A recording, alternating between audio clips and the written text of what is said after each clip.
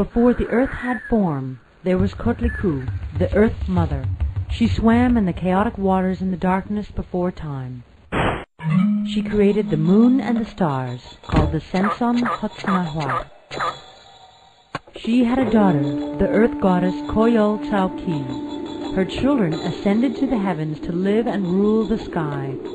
One day, Kotliku found a ball of hummingbird feathers. She tucked them into her dress for safekeeping.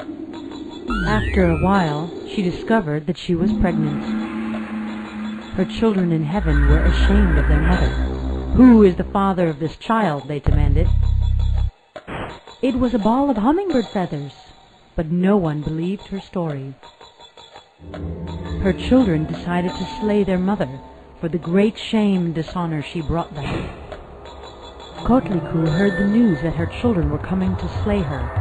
She was terrified and tried to run. She could already see them advancing towards her over the hills. "Do not be afraid. I am ready," came a voice from the unborn child.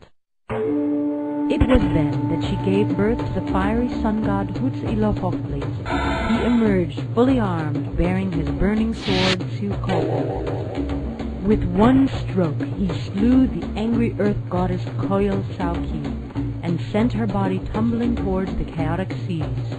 The top half of her body went into the heavens, and the lower half crashed into the seas, forming the earth. After this, Huitzilopochtli went up to the heavens to rule over the moon and the stars, and Kotliku descended below the earth to ensure that the earth bore fruit. It was one of her sons, Quetzalcoatl, the feathered serpent, who created the first humans. He created a race from men from gray ash. At first, the earth gave its riches freely for the new race of men.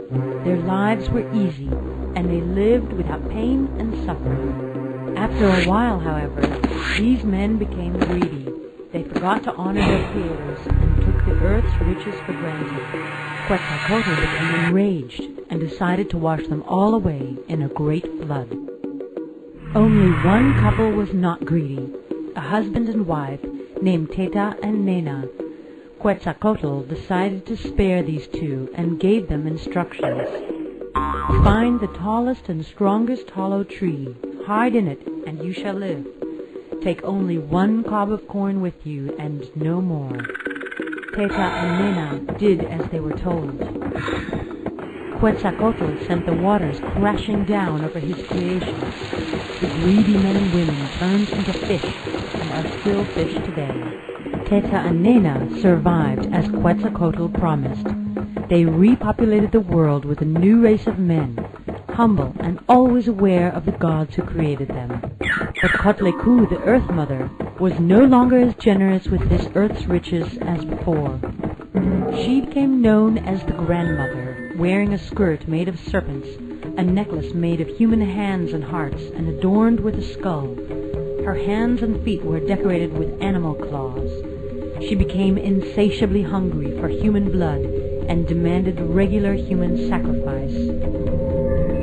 Thus, humans had to give her one living human heart each year. If they didn't, Kotliku would withdraw the earth gifts, and everyone on earth would die of starvation.